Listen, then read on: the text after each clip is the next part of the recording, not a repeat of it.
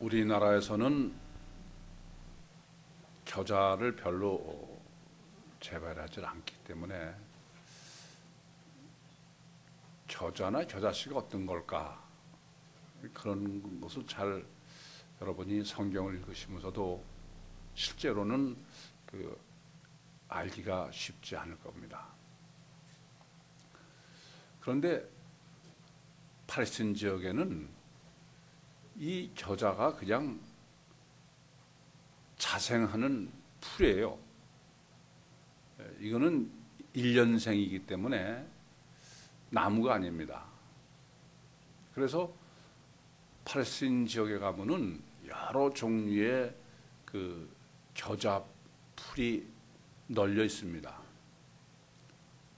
그래서 지난번에도 성지순례 가니까 몇 분이 겨자씨를 추도를 해 오셨어요. 겨자씨가 어떤 건가. 뭐 좀 검은 것도 있고 여러 가지입니다.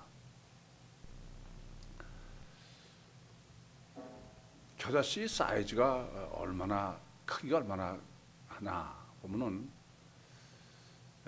1g에 약 30개 정도가 달린다니까 작게는 굉장히 작은 씨죠. 이런 작은 씨가 얼마나 급성장을 하는지, 얼마나 빨리 자라는지, 크게 자라는 거는 1년짜리 풀임에도 불구하고 4, 5m까지 큰데요. 굉장히 많이 크죠. 물론 그렇게 크지 않고 좀 작은 겨자 풀도 팔레스틴 지역엔 많이 있습니다.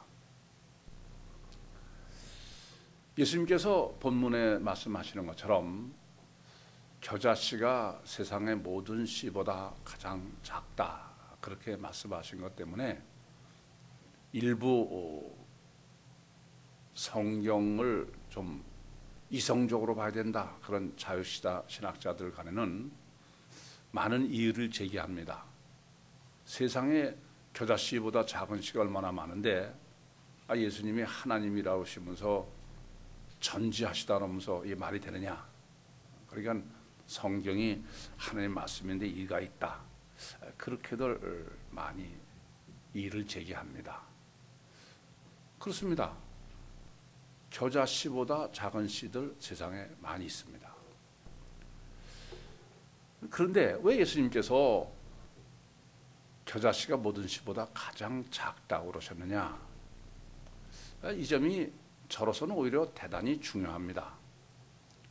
예수님이 겨자씨보다 더 작은 씨가 있다는 것을 모르실 리가 없어요. 저도 아는데 모르실 리가 있겠습니까?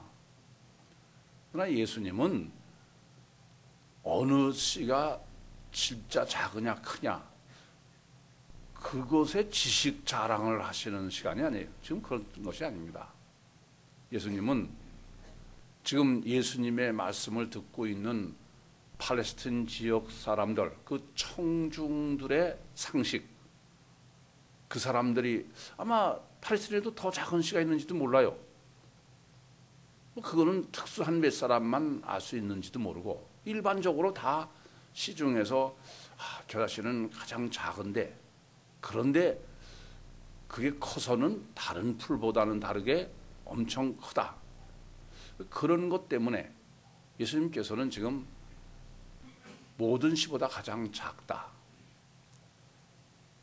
지식적인 사실적인 것보다 더 중요한 건 청중이 얼마나 실제로 여길 수 있느냐, 그것에 초점을 맞추고 계시다라는 점을 바로 아셔야 되겠습니다.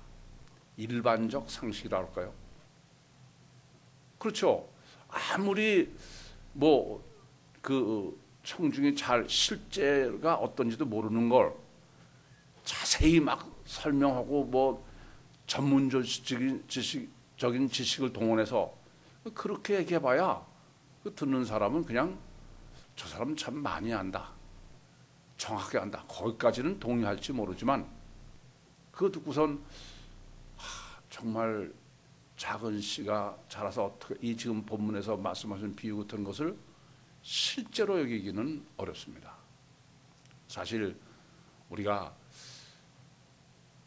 남에게 의사를 전달할 때, 특별히 목사가 설교를 할 때 이 점이 상당히 중요합니다. 많은 조사를 해서 정확한 것을 전달하는 것도 중요하겠지만 그거 다 알아서 뭐해요? 또 다 전달해봐야 다 여러분 기억도 못하고. 저 자신이 그렇게 생각합니다. 가장 중요한 것은 여러분들이 얼마나 정말 피부에 닿게 실제로 여길 수 있느냐, 그 점이 더 중요한 것입니다.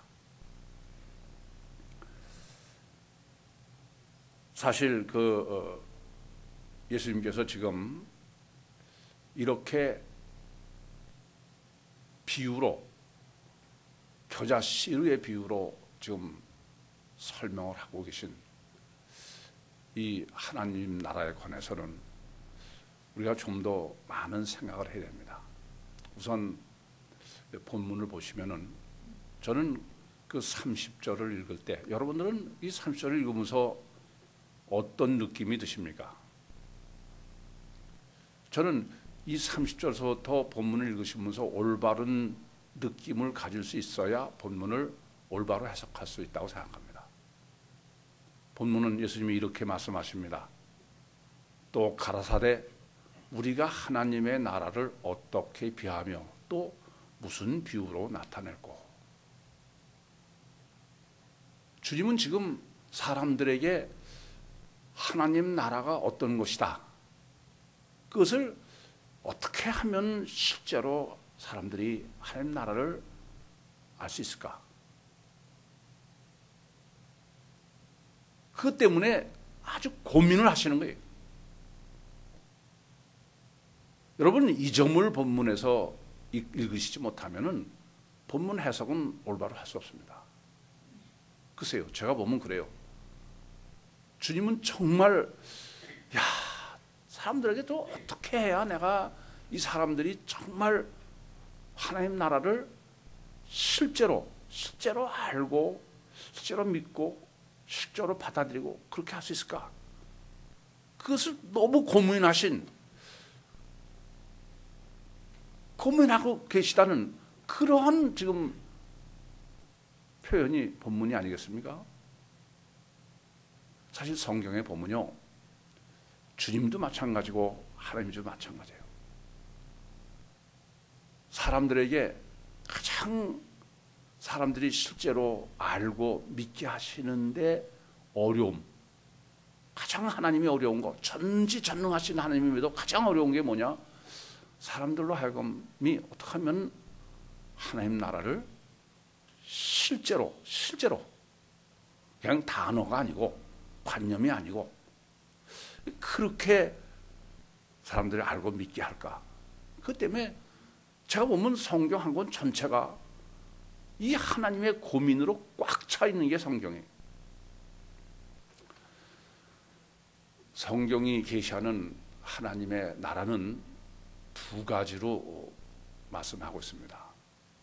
하나는 공간적으로 저 하늘에 있는 하나님의 나라, 또 하나는 이 세상에 있는 하나님의 나라, 이렇게 두 가지를 계시하고 있습니다. 원래 하나님의 나라는, 성경이 계시하는 하나님의 나라의 본래 오리지널은 저 공간적으로 천국에 있는 하나님의 나라입니다. 계시록 4장 2절에 기록하는 것처럼 하나님의 보좌가 있는 곳입니다. 그것이 원래 하나님의 나라입니다. 우리도 일반적으로 다 그렇게 생각하지 않습니까? 의뢰 하나님의 나라다 그러면은 저 하늘에 계신 천국 영계의 하나님의 나라, 그렇게 생각하는 것이 당연한 것일 것입니다. 이 땅의 하나님의 나라는 본래적인 하나님 나라가 아니죠. 마치 이런 거나 마찬가지예요. 이 땅의 성전에도 하나님이 계신 성전이죠. 그런데 히브리서 9장 9절에 보면은 이 땅의 성전은 비유라고 그랬어요. 본래 성전, 오리지널은 뭐예요? 천국에 있는 성전이다. 그런 것처럼 이 땅의 하나님의 나라는 비유고 비유는 아니죠. 원래는 천국의 하나님 나라고 이 땅의 하나님 나라는 본래의 하나님 나라의 의미는 아니다. 그게 본래일 것입니다. 그런데 성경이 계시하고 있는 하나님의 나라, 지금 조금 전에도 말씀드리지만은 하늘에 있는 하나님 나라와 이 세상에 있는 하나님 나라의 계시의 비율을 보면은 제가 볼 때는 하늘에 있는 하나님 나라는 성경에 기록한 거로는 전체 0.1%쯤 될까? 실제 성경이 계시하는 기록하고 있는 하나님의 나라는 99.9%가 이 세상의 하나님 나라다. 그게 문제인 것입니다. 하나님 나라가 어떤 게 하나님 나라입니까? 하나님이 임재하시고, 이 땅의 하나님 나라라면 하나님이 강림하셔서 하나님의 역사하시면 다 하나님 나라예요. 하나님의 임재와 통치가 하나님 나라다, 그렇게 말씀드렸는데, 하나님이 이 땅에서 역사를 하시는 것은 전부 하나님의 나라다, 그런 말씀입니다. 그렇게 보시면은 성경에 기록하고 있는 하나님 나라가 99.9%가 제가 이 세상이라고 말씀드리는 게, 하나님이 천지를 창조하시는 것도 하나님 나라, 하나님이 강림해서 역사하시는 거 아니겠습니까? 출애굽도 이스라엘 사람들이 바로와 전쟁하고 그래서 나온 게 아니에요. 하나님이 강림하셔서 이스라엘 사람과 함께 하셔가지고 역사하셔서 출애굽을 시키셨어요. 그게 하나님의 나라입니다. 이스라엘의 모든 역사가 전쟁을 해도 하나님이 함께 하시느냐 아니냐, 하나님의 나라냐 아니냐 하는 거죠. 또 결국 심판을 해도 마찬가지입니다. 그래서 주기도문에도 하늘에서 이루신 것이 땅에서 이루어지기를 기도하라고 말씀드렸는데, 이 땅에 세상의 하나님 나라를 이루도록 기도하고 하는 것이 주님이 요구하시는 기도입니다. 이렇게 원래 하나님의 나라의 본래 오리지널은 저 하늘에 있는 하나님의 나라인데, 성경에서 기록하고 있는 하나님의 나라의 거의 다는 세상의 하나님 나라다, 그 말씀입니다. 그러다 보니까 어떤 문제가 생기느냐 하면은, 마치 하나님이 말씀하시는 하나님의 나라가 세상의 하나님 나라가 본래 하나님이 세우려는 하나님의 나라다, 그렇게 해석하는 우를 범하게 된다, 그런 말씀입니다. 한쪽으로는 이해가 되죠. 성경 전체에 계시된 99.9%가 이 세상의 하나님의 나라니까 그렇게 해석할 수도 있겠습니다. 그러나 우리가 조금 더 생각할 필요가 있습니다. 만약에 성경의 99.9%를 세상 하나님 나라를 제시했으니까 하나님의 나라는 하나님께서 이 땅에다가 지상 낙원, 지상 천국, 유토피아를 세우시는 게, 그게 하나님의 이 땅에서 세우시는 하나님의 목적이다 라고 해석할 수 있느냐 하는 것입니다. 만약에 실제가 그렇게 이 땅에다 하시려고 그런다면은, 하나님은 하나님 나라 때문에 이렇게 오늘 본문처럼 고민하고 비유로 말씀하실 필요가 없어요. 이 땅에서 세우시는 건 그냥 직접 말씀하셔서 너희들이 선하고 이롭게 살고 그래라, 그렇게 하면 다 되는 거예요. 다른 종교도 다 이 땅에 유토피아를 세우려고 그러는 건데, 그건 비유가 필요 없습니다. 직접 하면 돼. 근데 성경 해석이 어려운 점은, 성경은 다 오늘 주님이 말씀하시는 것처럼 비유예요. 그래서 해석이 어려운 거죠. 직접 말씀하실 수 없는 점이 어려운 거예요. 비유 때문에 고민하시는 것이다, 그런 말씀입니다. 그 점을 우리가 깊이 알아야 되겠어요. 그럼에도 불구하고 조금 더만 생각해 보면 하나님이 이 땅에다가 하나님의 나라를 세우시는 게 원래 목적이 아니다라는 것을 쉽게 알 수 있을 텐데도 유대인들의 메시아 대망 사상이라든가 또는 유토피아를 이 땅에 세우는 종교적인 기독교라든가 신천지 같은 데라는 것도 다 그것이 이 땅에다 하나님 나라를 세우는 게 하나님의 뜻이요 목적으로 그렇게 해석해서 생긴 문제가 아니겠습니까? 자유신학이니 해방신학이니 이런 것이 전부 근본적으로 따지고 보면은 하나님의 나라를 하나님이 이 땅에 세우시려는 것이 하나님의 목적으로 성경을 해석하는 데 기인한다, 그런 말씀인 것입니다. 사실 이 본문을 더더욱 그렇습니다. 제가 볼 때는 본문 해석이 지금 주님이 겨자씨 비유로 하시는 것은 이 땅에 어떻게 하면은 하나님 나라를 세울까, 또 주님이 재림하셨을 때 이 땅에 세우려는 하나님의 나라, 유토피아, 지상낙원, 그를 위해서 본문을 비유로 말씀하시다, 그렇게는 제가 볼 땐 도저히 해석을 할 수 없는데, 한결같이 주석들은 다 그렇게 해석하고 있는데 참 어처구니가 없습니다. 오늘 본문은 카이로 시작됩니다. 이 말씀은 앞에부터 지금 연계해서 생각해야 된다라는 거 아닙니까?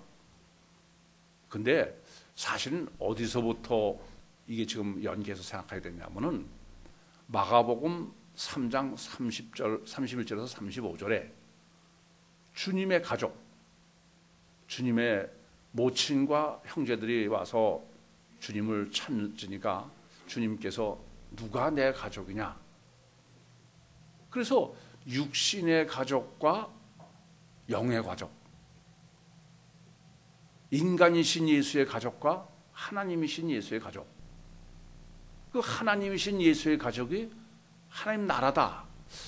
오늘의 이른 본문까지 오면 그런 얘기죠. 그래서 오늘 이 본문을 지금 말씀하시기 위해서 이렇게 이중적인 존재로서의 신인 메시아론을 이중적 인간론으로 설명하시느라고 4장 1절부터 9절에 씨 뿌리는 비유를 하시고 또 10절부터 20절에 그 비유를 설명하시고, 그래서 그 씨는 다른 것이 아니라 말씀이다. 그렇게 하신 다음에 그 말씀이 종교적으로 해석할 수 없도록, 씨가 종교적으로 해석할 수 없도록, 그래서 21절에서 25절은 갖다 심으니까 자고 깨고 하는 동안에 모르는 동안 저 혼자 스스로 의지적인 것이 전혀 가미될 수 없는 것으로 말씀하시고도 그 다음 달락엔 그 씨를 등불 비유로 하신 거예요. 그래서 지금 오늘 본문에 이런 거 아니겠습니까? 그러고 생각하면은 이 예수님께서도 얼마나 고민하시면서 사람들이 하나님 나라를 실제로 알게 할까, 이렇게 6단락을 걸쳐서 오신 다음에 오늘 또 다시 한번 도대체 그래도 이 사람들이 관념적이요 추상적이요 하나님 나라라고 그러면 그저 종교적으로 당근이나 채찍으로 이용하는 그런 것처럼, 그런 사람들에게 어떻게 하면은 하나님 나라를 실제로 알고 믿게 할까, 그렇게 고심하시는 것이 본문의 시작인 것입니다. 우리가 조금 더 좀 정직하게 생각해 보면은, 아니 모든 건 다 재해놓고, 아니 실제로 이 세상에 지상 낙원이라든가 지상 천국 유토피아가 이루어질 수 있다는 게 가능한 얘기입니까? 여러분 어떻게 생각하죠? 아니 뭐 껐덕하면 모든 종교는 다 이 땅에 유토피아가 세워질 수 있는 것처럼 제가 보면 미혹을 하고 있는데 그게 가능한 얘기냐는 겁니다. 다른 건 생각할 거 없어요. 꼭 그럴 때 뭐 항상 뭐가 문제가 되냐면요, 메시아 대망 사상도 충분히 그런 데에 기인합니다. 자기는 선하고 의롭다는 거예요, 늘 기준이. 근데 이 세상 유토피아가 안 되는 것은 전부 다른 사람이 악해서 그렇다는 거죠. 늘 억울한 겁니다. 그래서 공의로운 주님이 오셔야 된다는 거예요. 자기는 선하고 의로우니까. 그런데 다른 사람 다 놔두고 내가 선하고 의롭습니까? 소크라테스가 너 자신을 알라고 그랬는데 여러분 자신이 선하고 의로울 수 있는 사람이라고 생각합니까? 정직하게. 남 탓할 문제가 아니에요. 내가 선할 수 있냐는 겁니다. 나는 선하고 의로울 수 있는데 위정자가, 저 사람이, 그래서 지금 내가 고통받고 있다는 말입니까? 자기에게 정직하지 못한 거예요. 저는 특별히 종교인들은 정말 정직하지 못합니다. 그만큼 노력해봤으면은 인간이란 존재는 불가능하구나. 시인회의죠. 여전히 될 수 있는 것처럼 다른 사람을 미혹해서야 될 일이냐 하는 겁니다.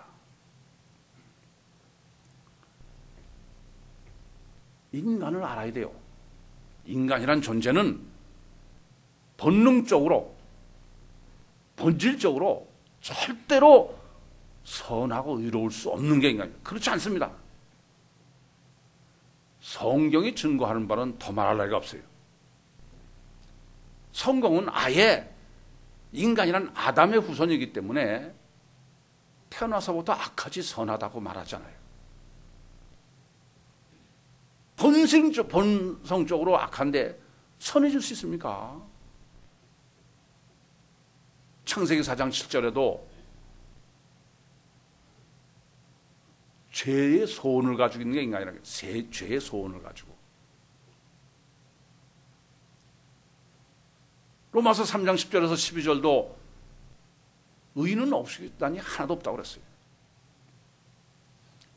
우리는 이전부터 정확하게, 정직하게 인정해야 됩니다. 그래서 성경은요, 인간은 악하기 때문에 오래 살면 살수록 더 악해지고 더 문제야 이게. 그래서 900세 이상 살던 사람을 하나님께서 야, 이것들은 뭐 오래 살게 하니까는 죄만 점점 더 관영해진다. 그래서 120세로 제한하시는 거 아닙니까? 이건 성경만의 증거가 아닙니다. 실제로도 그렇잖아요. 우리는 어린아이들을 보면은 그저 어린아이가 방긋 받고 웃기도 하고 그러니까 어린아이는 원래 선했는데 자라가면서 악해진다. 그렇게 해석하는 성선설이 과연 옳으냐는 거예요. 여러 번 드린 말씀입니다만은 저는 어린아이들을 보면서 야, 어른이 저만큼만 악하면은 큰일 나겠구나. 절대 악하지 선하지 않습니다. 죄를 지을 능력이 없으니까 우리가 보면은 선하게 보이는 것뿐이에요. 뿐만 아니라 인간이 선할 수 없는 것은 인간은 선하고 의롭게 살 능력이 없어요. 인간 자체가 그런 능력이 없다고 합니다. 이걸 정직하게 시인해야 됩니다. 전혀 자기는 선하고 의롭게 살 능력도 없으면서 마치 할 수 있는 것을 안 하는 것처럼 그렇게 정죄하는 것은 그건 이중적인 자기 기만이에요. 그래서 저는 아예 당부를 드리지 않습니까? 제발 검판사 되지 마시오. 우리는 이 점을 좀 깊이 생각해야 되겠습니다. 인간은 죄를 짓지 않고 선하게 의롭고 살고 싶은 소원을 하는 것까지가 그게 최대치야. 실제로는 누구도 선하게 그렇게 살 수 없어요.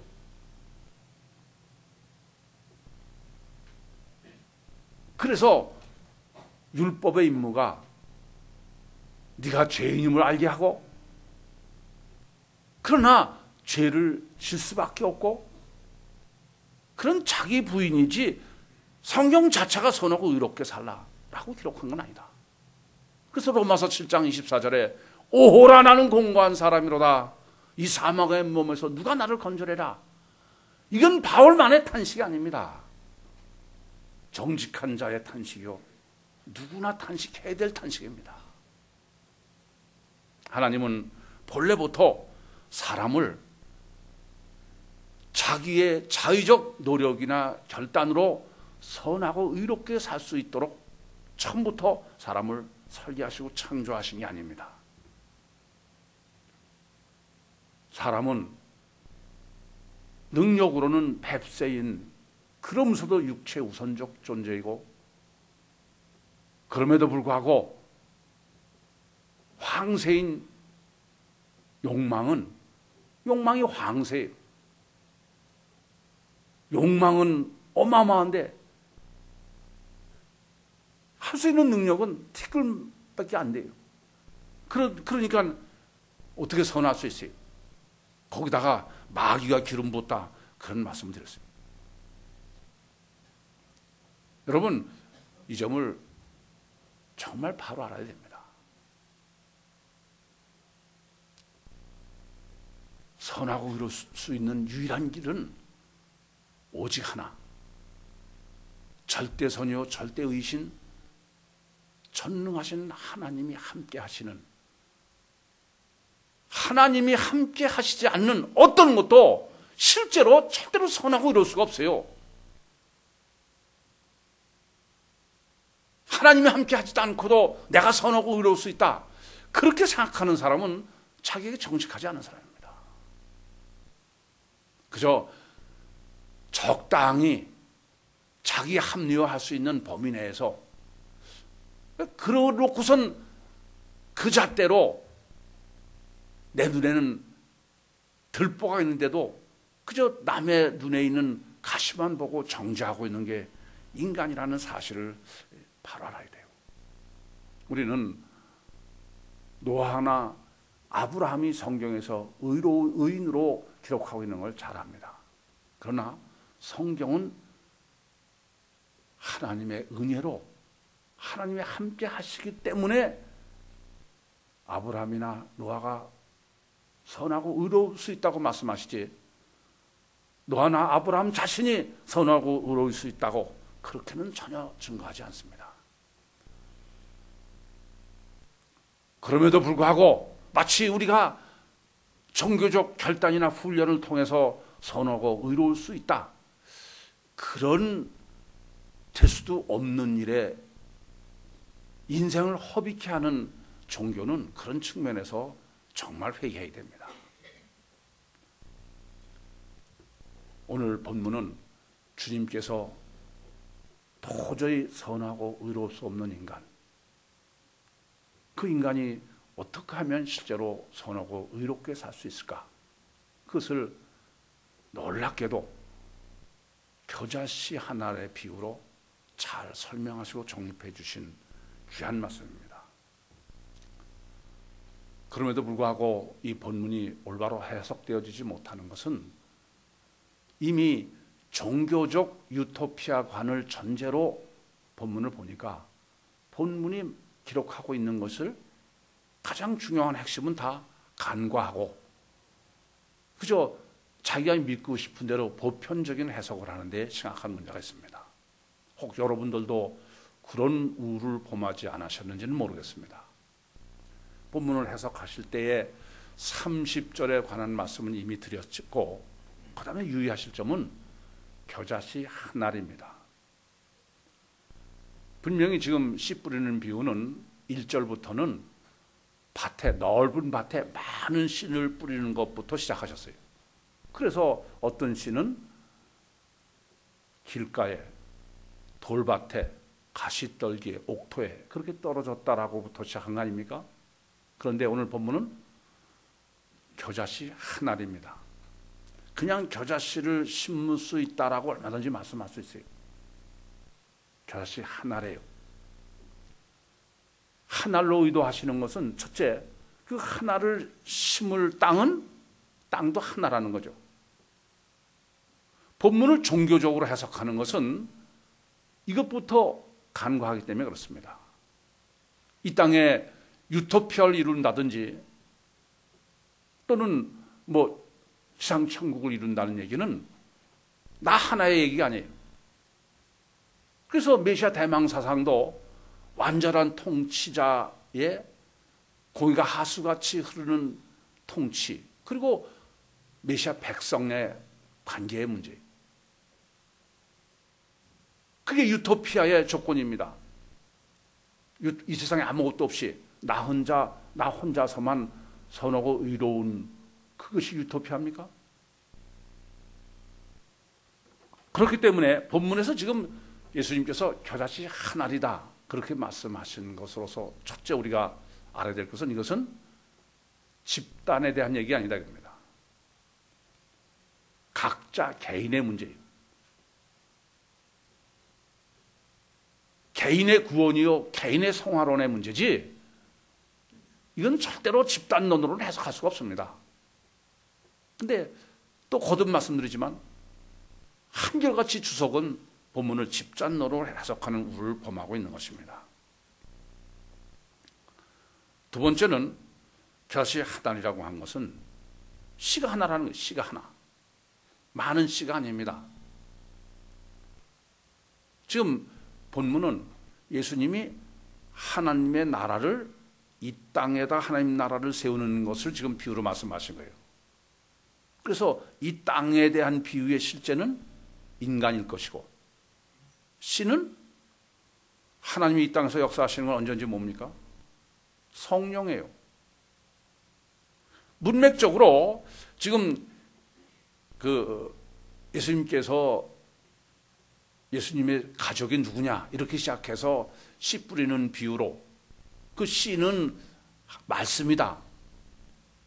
그리고 그 말씀이 등불이 되고 그 등불에서 이제 말씀이 씨가 스스로 자라고 이러니까 누가 봐도 하나님 나라를 이 땅에서 하나님의 이 땅에서 역사는 항상 성령이다라는 것을 모르더라도 마태복음 12장 28절에 내가 하나님의 성령을 힘입어 귀신을 쫓아내는 것이면 하나님 나라가 이미 너에게 임하느니라 이런 것을 모른다 하더라도 본문의 문맥으로 봐도 이것은 분명히 한 개인의 심령 속에 심겨져야 되는 하나의 성령, 그걸 비유로 말씀하시고 있는 것이지 집단적 유토피아로는 전혀 해석할 수 없는 게 본문입니다.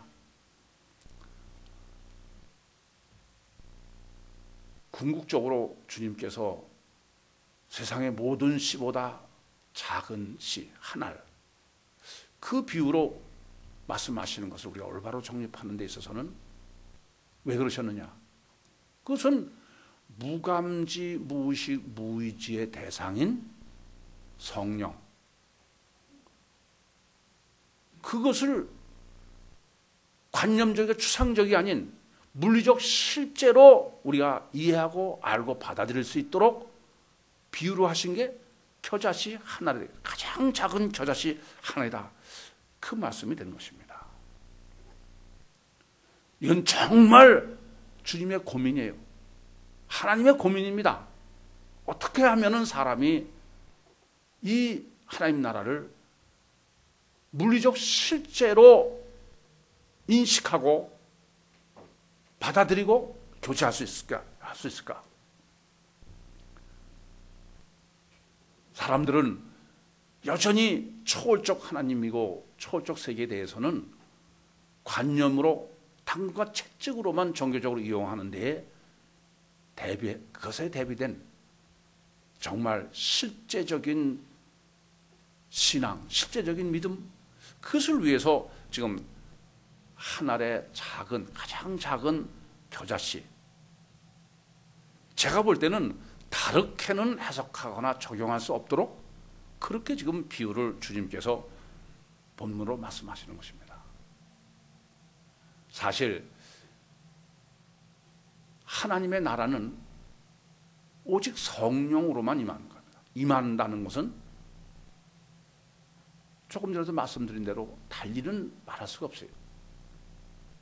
그렇기 때문에 성경이 원래 하나님 나라의 오리지널은 저 하늘에 있는 천국임에도 불구하고 99.9%를 이 세상의 하나님 나라로 기록하고 있는 것은 오직 성령을 인간이 얼마나 실제로, 물리적 실제로 여러분과 저와 실제적인 교제를 할 수 있는, 그렇게 인식하고 받아들일 수 있을까? 거기에 모든 초점이 맞춰져 있는 것입니다. 기독교는 오직 성경, 오직 믿음이라고 합니다. 오직 성경, 오직 믿음의 궁극의 초점이 어디 있어야 됩니까? 오직 그것은 오직 성경, 오직 믿음의 초점은 오직 성령이에요. 그래서 요한복음 3장 5절에도 성령으로 거듭나지 않으면 천국 들어갈 수 없는 거예요. 그것 때문에 이 땅에서 하나님 나라를 이루시고자 하는 것이요, 그것 때문에 고민하시는 점을 간과해서는 안 되겠습니다. 혹 우리는 이렇게 성령을 물리적 실제로 사도행전 3장 6절처럼 인식하고 받아들이고 교제하지 못하는 사람에 있어서는 늘 그래 성령으로 거듭나기만 하면 성화는 어떻게 하느냐? 그래서 피복음적 성화론으로 제자 훈련이라는 결단하고 노력하고 훈련해야 되는 그것이 성화로 여전히 의지적으로 인간이 선하고 이룰 수 있다고 그렇게 여기는 것이 오늘날의 기독교라는 점은 안타깝습니다. 본문은 그 점을 이렇게 기록하고 있는 것입니다. 이렇게 겨자씨가 심어지면은 그 겨자씨 풀이 나는데 그거는 다른 모든 나물보다 크다는 거예요. 여러분 코이노니아 하시면서 이 모든 나무를 뭘로 해석하셨습니까? 이것은 의지적인 종교적인 결단과 훈련의 결과로 사람이 어느 정도는 선하고 의로워지죠. 그거겠죠. 근데 그렇게 해서 아무리 선하고 의로고 그럴라 봐야 그 모든 그렇게 한 것보다 겨자씨를 심어서 난 겨자씨 풀이 모든 풀보다 가장 크다 이겁니다. 그렇습니다. 인간은 아무리 의적 결단과 노력을 해서 선하고 의로우려고 해도 하나님이 함께 하시고 하나님의 역사가 아니면 그건 절대 가능하지 않은 거예요. 선한 사마리아 사람에 의해서 레위 사람이나 제사장이라는 사람이 선하고 의로우려고 그러는 사람이지 악하려고 그러는 사람이 아닙니다. 그러나 성경이 증거하는 것은 지금 본문의 모든 나무래요.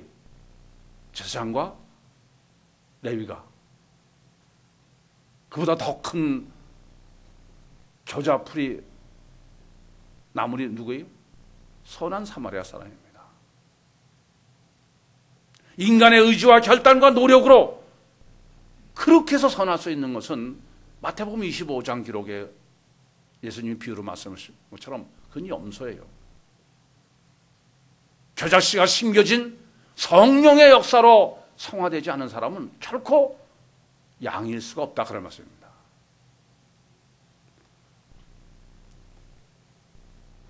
그래서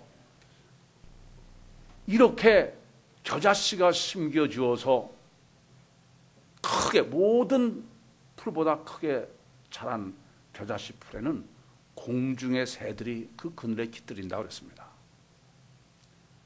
우선 이 점을 아셔야 돼요. 왜 땅의 짐승이 아니고 공중의 새입니까? 이런 영적 목회자, 영적 교회는 영적인 땅의 육적이고 땅의 목적이 아닌 공중에라는 건 영적이죠. 영적인 교회가 되고 영적인 사람들만 모이게 돼 있다 그런 말씀입니다. 그것은 확실히 그렇습니다. 영적 목회를 하고 영적 교회가 되면은 종교적인 사람은 그 교회에 출석할 수가 없어요. 나와봐야 몇 번이죠. 참고 어디 언제까지 가요? 결국은 못 다니는 거예요. 그늘에 깃들일 수 있는 영적인 교회에 깃들일 수 있는 것은 영적인데 천국에 거기에 관심 있는 사람. 마태복음 5장 3절로는 심령이 가난한 자, 이스라엘에 잃어버린 양, 그거 외에는 절대 가능한 게 아닙니다. 그래서 우리는 오는 사람 막지 않고 가는 사람 잡지 않는 교회예요. 잘한다고 그랬습니다.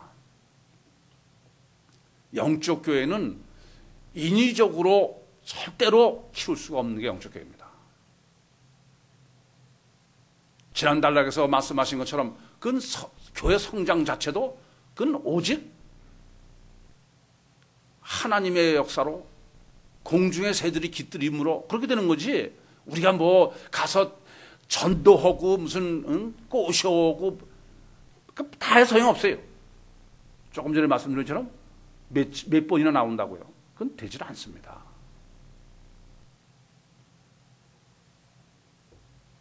여러분 항상 이 점을 잊지 마세요.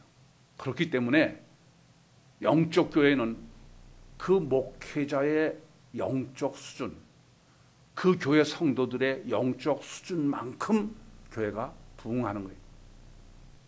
여러분이나 저는 다 똑같은 소원을 가지고 있어요.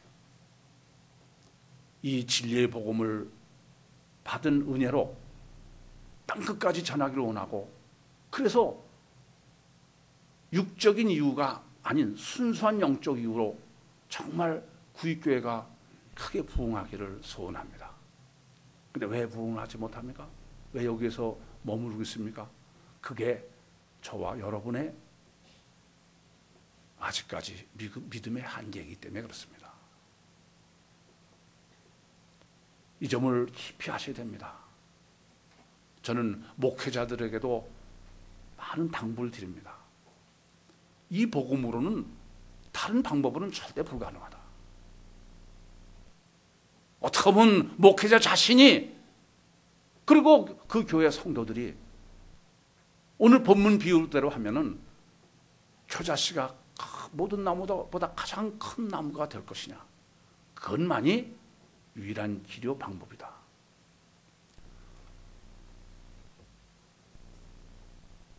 저 하늘에 있는 하나님의 나라는 실제 있습니다.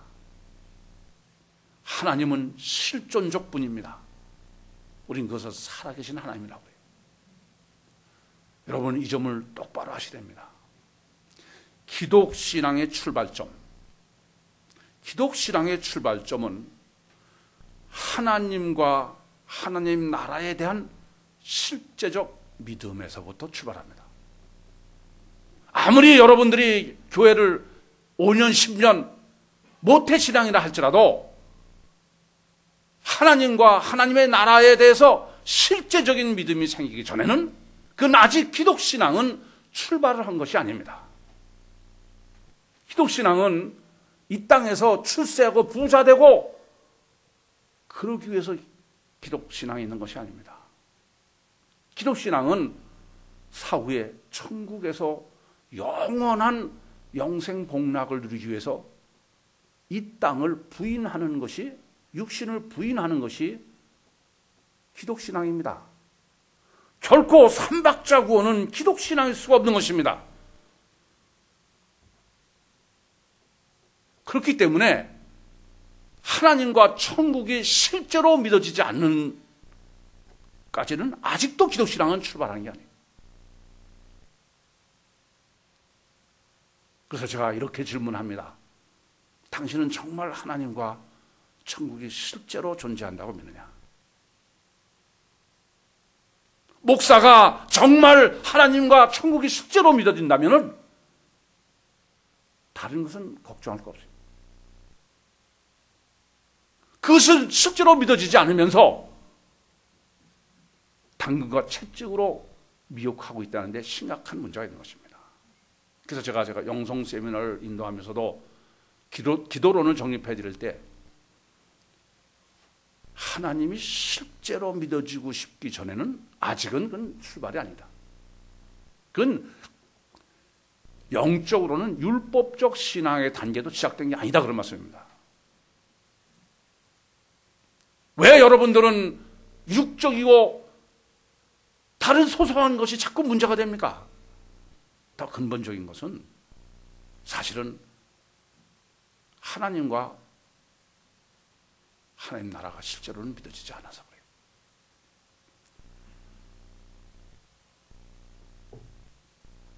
하나님 나라에 들어가려면 첫째는 하나님 나라가 실제로 믿어져야 되기 때문에, 그래서 하나님께서는 성경의 99.9%를 세상의 하나님 나라를 계시하는 거예요. 세상의 하나님 나라를 실제로 이루어지지 않고서는 절대로 누구도 천국에 들어갈 수 없습니다. 내가 선하고 의롭게 산다고 천국에 들어갈 수 있는 게 아닙니다. 여러분 한번 다시 깊이 생각해 보세요. 왜 하나님이 성경 전체에 걸쳐서 이 세상에 하나님 나라를 계시하고 있는지, 그것은 육신으로 이 땅에 있는 동안에 하나님 나라가 이루어지지 않은 사람은 절대로 천국에 들어갈 수 없기 때문에 그렇습니다. 이 땅에서 하나님 나라가 이루어진 사람, 그 사람은 천국에 안 갈 재간이 없어요. 그래서 하나님께서는 원래 믿게 하기는 저 하늘에 있는 하나님의 나라를 알고 믿게 해야 되는데, 이 땅에서 하나님 나라가 이루어지지 않고선 절대로 천국에 들어갈 수 없기 때문에 성경 거의 다는 이 땅에 하나님 나라를 계시하고 기록하고 있다는 점을 항상 잊지 마셔야 돼요. 그리고 하나님은 그러면서도 고민하시는 것입니다.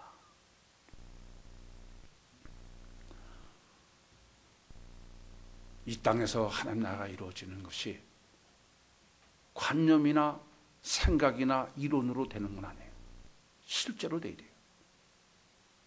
그것이 뭐 이해하고 깨닫고 그랬으니까 나는 다 됐습니다. 그러려면은 하나님은 절대 고민하게 하지 않습니다. 하나님 왜 고민하세요? 여러분들은 아직도 성경에 이렇게 99.9%가 세상에 하나님 나라를 계시하고 있는 하나님의 고민이 안 보입니까? 이 땅에서 실제로 하나님 나라가 이루어지는 게 이렇게 불가능해서 그래요. 그래서 베드로전서 3장 19절에는 방주로, 노아의 홍수대 방주로 말미암아 구원받은 사람이 겨우 8명밖에 안 된다 라고 말씀하는 거예요. 왜 성경은 제1계명만 기록하면 될 것인데 10계명을 기록해야만 합니까? 우리는 관념과 실제를 어디까지 정말 고민하고 구별하고 있습니까? 이 복음으로 목회를 한다는 분들이, 제가 당신은 아직도 구유복음의 목회가 아니요, 그러면 펄펄 뜁니다. 왜 내가 구유복음이 아닙니까? 어떤 게 구유복음 목회입니까? 영성세미나를 인도하고 창세기를 가르치면 구유복음 인도입니까? 복음서를 설교하면 구유복음 목회입니까? 저를 떠난 100명이 넘는 사람이 다 지금 그런 거 하고 있습니다.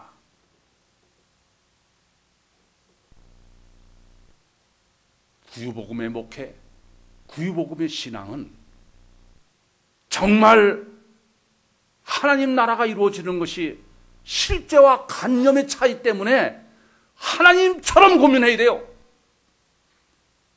하나님처럼 고민하지 아니하고 내가 구유복음을 전하고 내가 세미나를 인도하고 창세기 강의하니까 구유복음 목회를 한다고요? 그 여러분이 깨닫고 이해했으니까 나는 구유복음적 신앙 생활을 하고 있다고요? 아닙니다. 실제가 되지 않으면 안 됩니다. 관념과 실제의 차이. 가장 무섭고 어려운 것이 하나님의 나라입니다. 간절히 바라기는 항상 자기에게 질문하시기 바랍니다. 내가 정말 실제적인 하나님 나라를 이루고 있는지.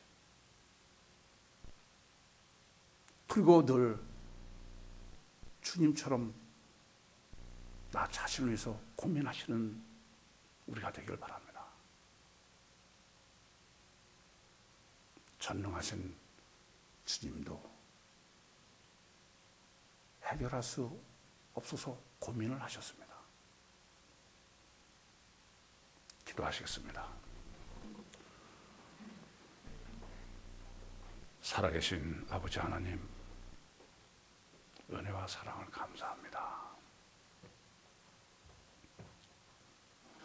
입으로는 하나님을 믿고 예수를 믿고 하나님 나라를 이룬다고 하면서도 오히려 육신만호에서 살던 저희들에게 다시 한번 나 자신을 보게 하시고 나 자신에게 정직해 하시고 나 자신을 의심케 하시고 주님처럼 고민케 하심을 감사합니다. 저희의 연약함과 완악함을 아시겠사오니 은혜에 은혜를 더해 주셔서 지금까지도 잡고 이끌어 오셨던 것처럼 끝까지 승리할 수 있도록 은혜를 베풀어 주시옵소서. 예수님의 이름으로 기도하옵나이다.